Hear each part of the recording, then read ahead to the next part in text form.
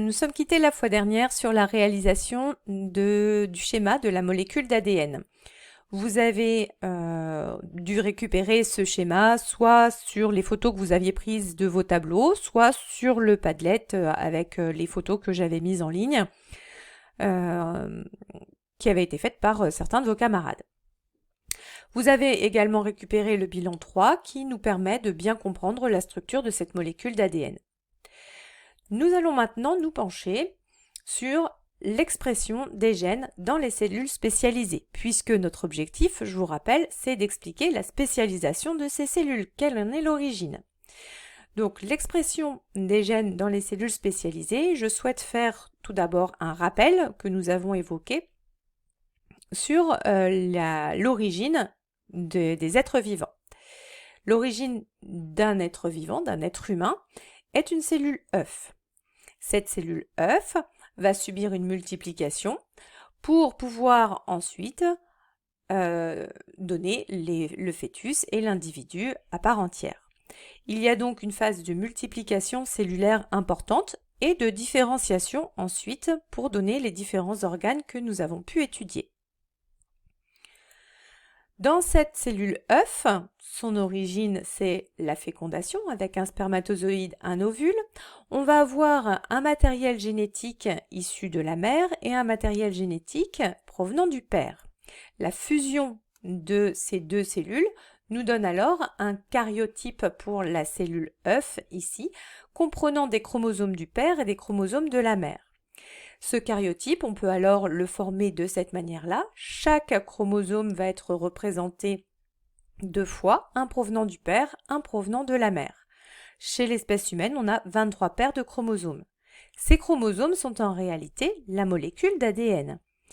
Alors, comment est-ce que tous ces chromosomes se répartissent-ils dans les cellules lorsqu'il y a une division cellulaire? Vous l'avez également vu en collège, on a dans la cellule œuf tous les chromosomes et on retrouve également les mêmes chromosomes dans toutes les autres cellules après division. On a donc une conservation du karyotype. Comment est-ce que cette conservation est possible? Eh bien tout simplement à l'aide d'une division très particulière que vous avez étudiée également.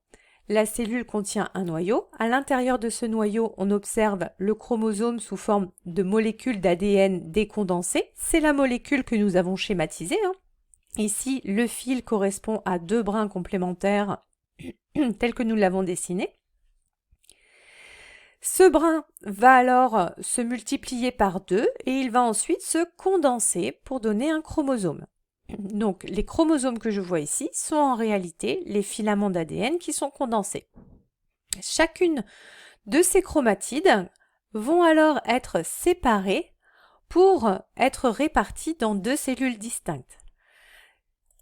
Les deux cellules contiendront une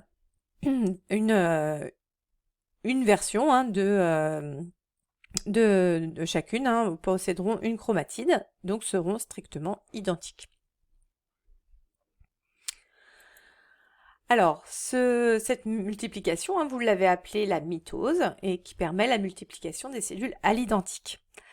Pour autant, nous avons des cellules qui vont à un moment donné se spécialiser, obtenir des formes et des rôles qui vont être bien différents. Notre question va être, qu'est-ce qui provoque comment expliquer cette spécialisation des cellules? Donc, pour l'instant, on a encore un petit peu de mal à voir ce que c'est que les gènes. Par conséquent, on va travailler sur les caractéristiques de deux cellules spécialisées. Vous allez travailler sur les cellules bêta et sur les cônes S. Pour ça, vous remplirez le tableau qui est à votre disposition sur la fiche qui a été distribuée. Le lien pour le Geniali, vous l'avez également sur Pronote ou sur le Padlet.